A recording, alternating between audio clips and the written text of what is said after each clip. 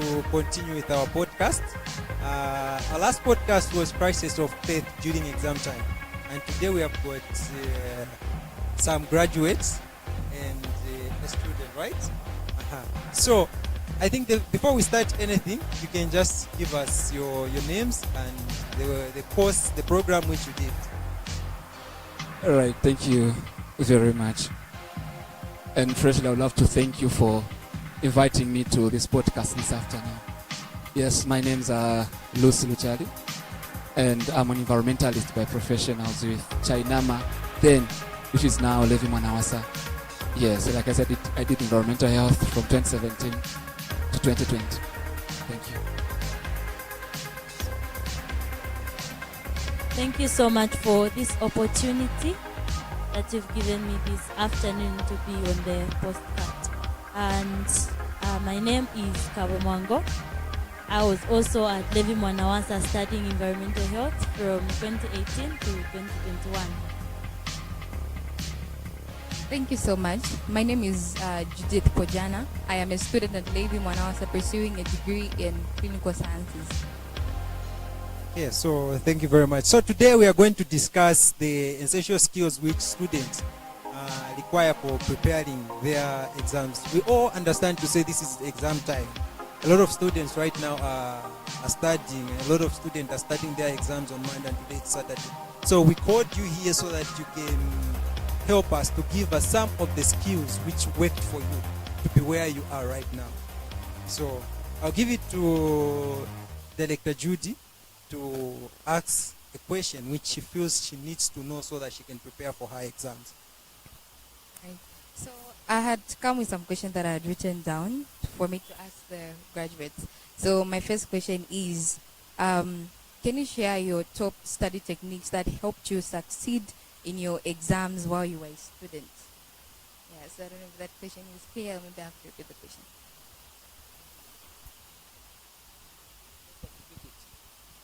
All right.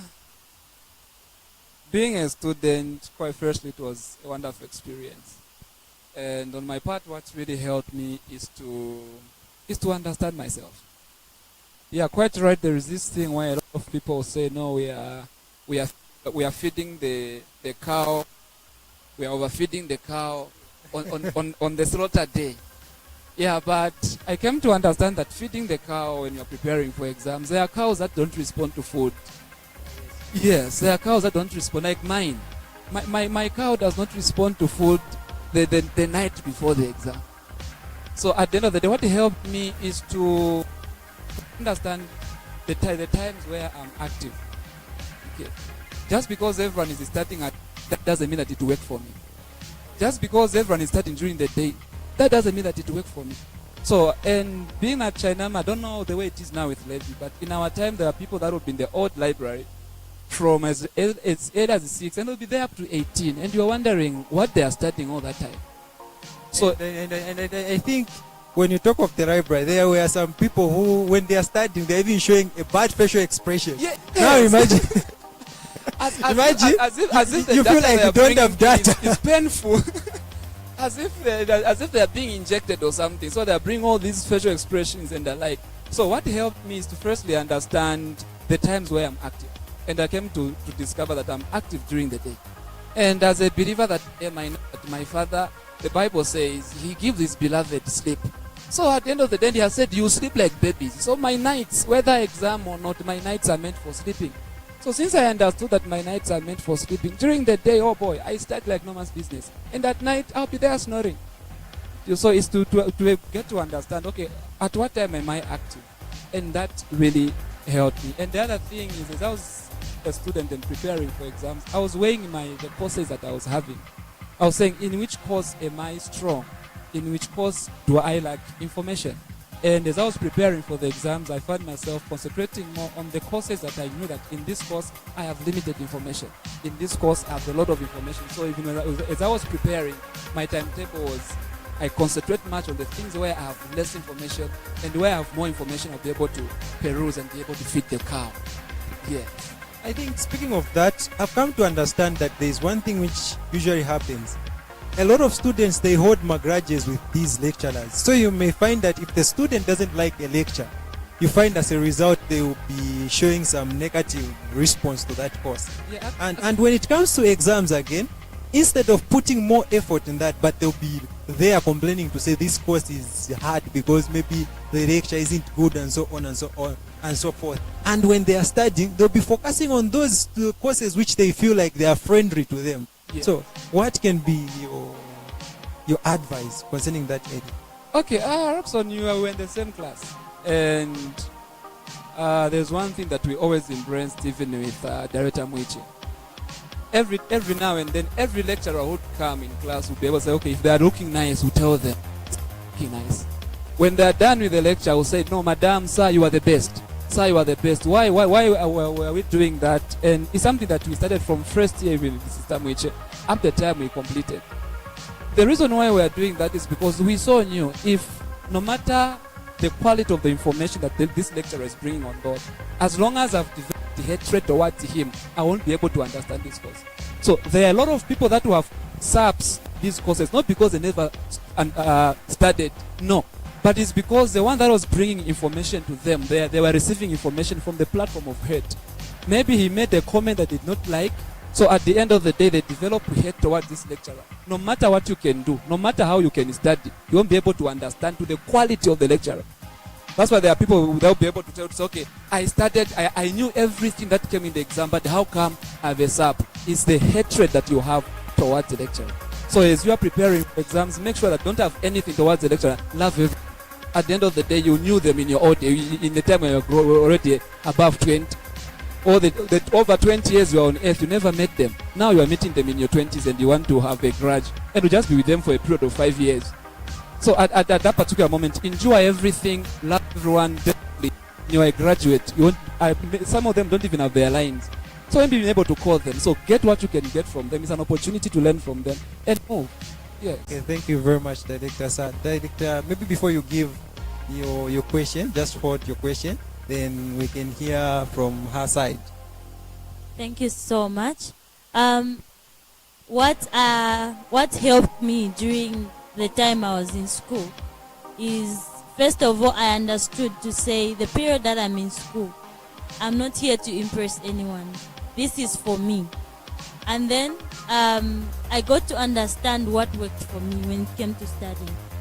I came to, and I don't know what other students use, but for me, I discovered to say if I go long hours in studying, let's say I go for 8 hours, the first 4 hours I'll concentrate. The last 4 hours I'll be doing other things that are not related to studying. So I discovered to say, okay, I can go this far. So in my calculation of time to study, I knew to say, if I'm to study and understand, this is the time I needed. That was me. And then one other thing that helped me during the time I was in school is I never got intimidated by anyone in school. There's this thing where you see people going to study, someone will go like Director Lu had put it, where you see someone going from morning to 18 hours. What do I mean? I saw everyone being helpful in my path, in that I was able to learn from others a lot. I remember in my last year of schooling, so what am I saying? I can learn this from this one. So as a student, I think as you prepare for exam, identify individuals. If there's, you're remaining with the field, how about to find someone who is good in that course, or someone that you can identify to say this one can teach me something. You ask for time, say help me in this one, in this course. Then you'll be able to learn one or two things, and sometimes you find that the least people you expect to have certain information. Find that You said I'm one kind of a person. I'm student who that was in our first year. So intimidation can come from your fellow students. Intimidation can come even from your lecturers. So the thing, what helped me for me is when me that time is that even if he comes with what I knew is my passing was not based on one individual. That is one thing that you should understand as a student. your passing or your graduating or finishing school is not based on one person. Even if that lecturer says they'll fail you, only them recommending you, only them disfavoring you won't make you fail. That's the honest truth. You can't base you say no, because one lecturer is threatening you to I'll fail you, then you say I'll fail. How about the other lecturers? So me, I had that in mind to say one lecturer, one individual can't make me fail. Moreover, I've come all the way from grade 1 to 2. We've had teachers that to tell us such things, but look at where we were. We passed, we cleared. And then who is this lecturer who have just met me going to intimidate me? So know who you are. Know that you came there to pass. Even if a student, a lecturer will tell you things, just confess to yourself. Say, when I came here, I didn't come to fail. I came here to pass. That will help you a lot to actually counterattack that intimidation that might come your way. Thank you very much. Director, you had a question which you wanted to direct to Director Lou. So he talked about something that he said that for you now, maybe let me give an example of maybe balance up my studies, knowing that I study well during the day, and then maybe I have a program that I have to attend to at the same time that I best study and all those things. So like, how can I balance myself up, knowing that I study well during the day and have something to attend to at home, and also at church and other things outside my study time? So like, how can I balance myself up whenever I discover the best time that you're supposed to serve? Yes. So in short, you mean to say you have discovered yourself already to say during daytime that's when you are active. Yes. Then now during the same daytime time, there are other things Yeah. which you are supposed to do. So like, how can I balance myself up so that I get to do everything at the same time? Maybe where I get to balance up in each and every area that's supposed to meet at that particular time, which is during the day. All right. Thank you very much for that question. Like I said, I used to start during the day. And at the time when I was in school, I was a leader at the fellowship, that's Zafes. So it required me to be everywhere. I had a lot of meetings. At that time, Chosen Generation was not a church. So I was under a certain church, and in that church I was organizing buses. So you find that now I have this church that I have to take students to, and at Chosen Generation I'm the director of programs. Zafes, I was the prayer coordinator. So, and apart from that, I have, like you said, I have family, and I also had other things. So what helped me is to discipline myself. So discipline and time management is what really helped me. Why? Because at the end of the day, from 6 hours to 18 hours, there's absolutely no one who will be able to say, I am busy. You said there's absolutely no one who will be okay, I'm busy from 6 hours to 18 hours. If such a person is there, then they are bad at time management. Why? Because you cannot just be able, okay, I'm running here and there. There will be a time where I have to relax. Maybe in the hours that you have, you find that they will be, okay, from this time to this time, this hour will be free. So you find that, understand how your programs have been lined up. You say, okay, from this time to this time, I have this program. Then at what point is my next program starting? So you'll be able to now, to be able to, okay, if I have from 6 hours to 18 hours, there is 4 hours in between that I won't be able to do anything. How do I divide that time? And that 4 hours won't come straight from 8 to 12. It can come in different spaces. So now it's okay, I have these 4 hours that I have to attend things. And at the end of the day, I'm a very intelligent guy. I don't have to be studying as if in Nechkopo. No. So just like that, I can love to give my personal experience over that. I think I was one kind of a person. At first, I was that kind of a person who was active during day. But looking at my schedule, I'm one kind of a person. For me personally, I'm one kind of a person. When I want to concentrate on something, I have to concentrate on it. So it was hard. Maybe I had a lot of things to do. So you find that during the day, I won't be able to manage doing those things. Or as in, during the day, I won't be able to study like effectively. So now it was upon me to adjust myself to say, okay, if this time I'm occupied, my schedule is starting from 8 hours to 19 hours I've got programs, I have to make use of 20 hours going to 24 hours. And also I have to make use of maybe 6 hours to 8 hours. What am I going to be doing? I had a schedule on my locker. It was a schedule. It was outlining every program which I had from morning to 18 hours. And by that time, if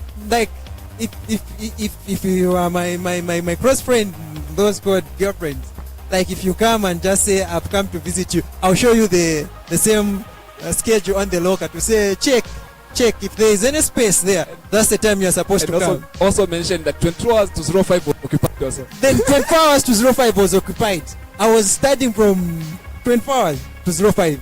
The moment I used to come from studying, I just used to go and take a shower, go back to class. Then now, when there's those moments where you have got a lecture and the lecture doesn't come, I used to sleep like no man's business. So I think those are some of the strategies which you can just try to know yourself. See how valuable are my programs, which am I supposed to do. But you know to say these are valuable program I can't manage to miss. You're not supposed to miss, but ensure to say you make a proper schedule for yourself. You help yourself. There are certain times you don't do anything, especially from 6 hours to 8 hours. You try to audit that time. You find it's either you are sleeping or you are doing nothing. So you can put it to use.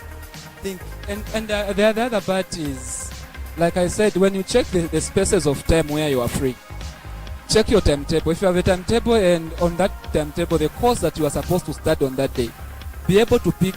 If let's take for instance, if you know that you'll be free from 9 to 11, you'll be able to say, okay, how active am I going to be at the time? So in the course that I'm studying that day, which topic can I squeeze on this part? So you know that this hour that I'm free, I'm going to tackle this topic. Then I'll be able to attend to my next program. Then if at all after that program, the time that I'll be free, I'll be able to check if at all that program will require me to be tired and I just have to sit and be able to relax. I'll still be able to pick course that won't be even need more of my concentration. Maybe I've already understood it, so the only thing that I have to do is just to be there. So those free spaces, I'll be able to now apportion courses. Okay, from this time to this time, I'll be able to look at this course. From this time to this time, I'll be able to look at this course. So you find that by the time you realize it, you have, if your time of study throughout the day is 2 hours, you realize that between 6 and 18, you'll be able to cover that 2 hours, and you'll be able to marry with the course that course. Okay, today I was supposed to cover 3 topics. I have covered it. So that on your studies, you have already cleared up everything, and all the programs that you are supposed to attend to, you have attended to them. Yes. Yeah, thank you so much. It has really helped. Yeah. So my second question is, what strategies did you use to manage your time effectively when juggling classes, assignments, and exam preparations? Let me read the question again. What strategies did you use to manage your time effectively when juggling classes, assignments, and exam preparations? This one we can start with Dr. Mwango. On that question, for me, what worked for me is I was active. Actually, at that time, for me, I used to go before I fully joined the ministry. I was a member of ZAFES. I used to go to UCZ fellowship, and I was a leader on in all of the fellowships. So, and you find that during the entire week, I have programs each day of the week. But what I can say is, what really helped me is that I had to cut off certain things. Like, what I mean is, I had to cut off the time where I'm just pressing my phone. You know, most of the time you don't account to the time that you're just seated on your bed and you're pressing the phone. So for me, I had to cut off certain things. And there's a period in school, I remember, I stopped watching movies because I knew to say, my time is limited. There's so much to do. So in the time that I'm supposed to watch movies, or the time that I'm supposed to go out with friends and chat, I'll be there in my room studying, going through 1 or 2 things. And every time I found where I was alone in the room, I'll get my books. Actually, my roommates would actually tell me to say, when do you study? Because all the time it's like you're doing something. And then there are other times that you have meetings.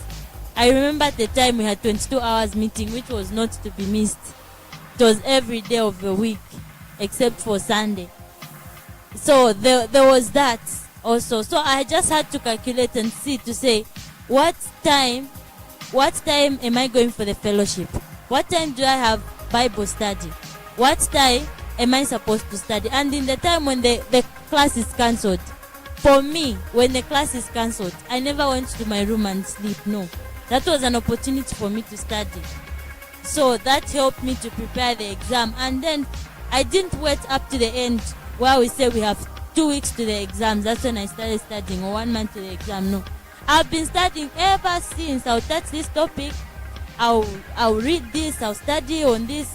And I also, another thing that helped me is I observed my week course. And I tried by all means to find other people to help me. Yes. And in the time where, people are, for example, in the time that people, like in the night, for me, I discovered to say in the night when people are less active, we should have a group study. Because everyone will be active, no one will be dozing. So that's a strategy that helped me. In the night, we'd have a group study with our group. Then during the day, when I'm most active, I would be studying on my own. Yes. Yeah. Thank you very much. Due to time, I want Director Lou, I want you to bring out some of the things which a student can do when they want to write an exam. When a paper has been presented to you, what do you do? Or maybe when finishing the exam. I've liked one thing which you said, like what we used to do. We used to appreciate our lecturers. I think it's one of the best art which one can do.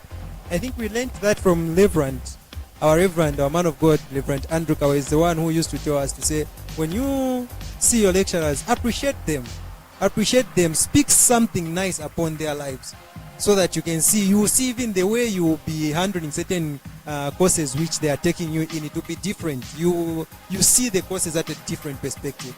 So maybe due to time, just in a short time, you can just tell us what are some of the things like students are writing on Monday. How should one approach a paper?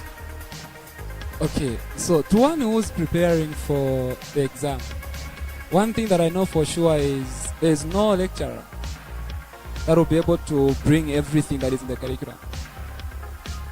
So in as much as they can teach everything, they're not bringing everything. So like I can give an example of my field. When I'm studying, I saw every lecturer, when lecturers are lecturing, the main thing that they are looking at is how the skill they are giving you is going to be relevant in the society. So at the end of the day, when you are studying, you are looking at the things that are supposed to, if you are studying for the exam, you are looking at the things that will be applicable in the field. Those are the topics to study.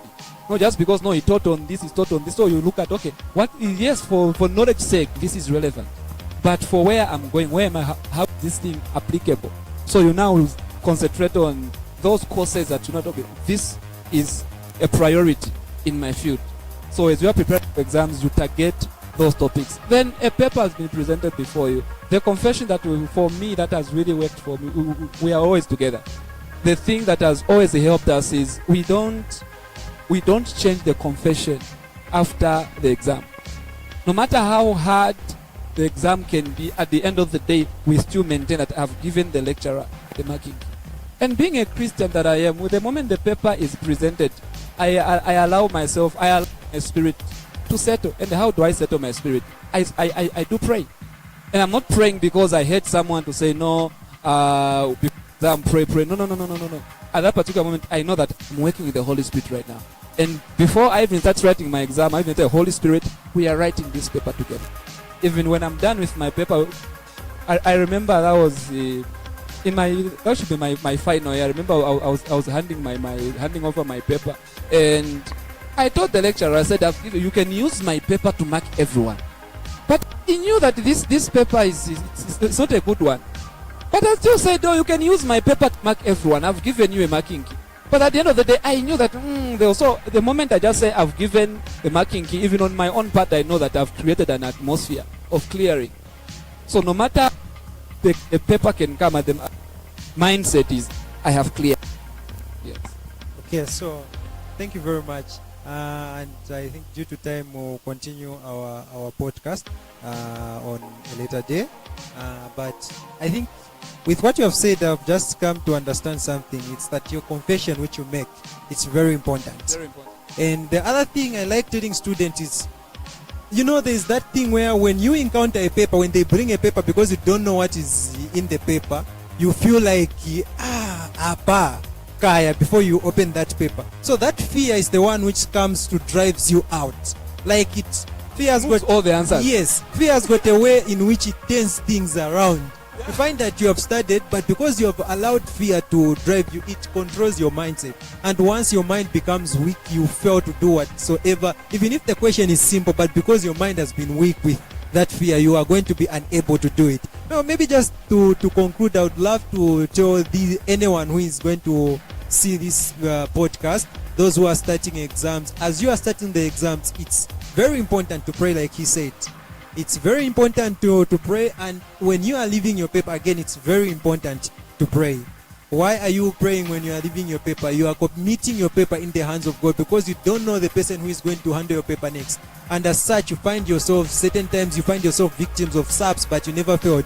Maybe because the paper which you left there was nothing to guide it. As such, maybe someone just misplaced it, and at the end of the day, they are going to give you a SAP which you didn't expect. Director Mango, do you have any word a short word just for encouraging students? So as a student who is going to write their exam, you should engage the Holy Spirit, like Director Lua said. Yes. And the mindset that you should go with is, I have cleared. No matter how the paper looks like, your mindset should never, you should never change your mindset. Your confession should always be to say, I have cleared. Yes, so with the right mindset and with the help of the Holy Spirit, nothing can stop you. Nothing can stop you. And just know to say, I'm giving the lecturer the best. Yes. I think there's nothing, right? Is there anything? No, there's nothing. I've read especially like on time management. So thank you very much for joining our ACG podcast. Join us again as we are going to be discussing this topic and the other topics to come.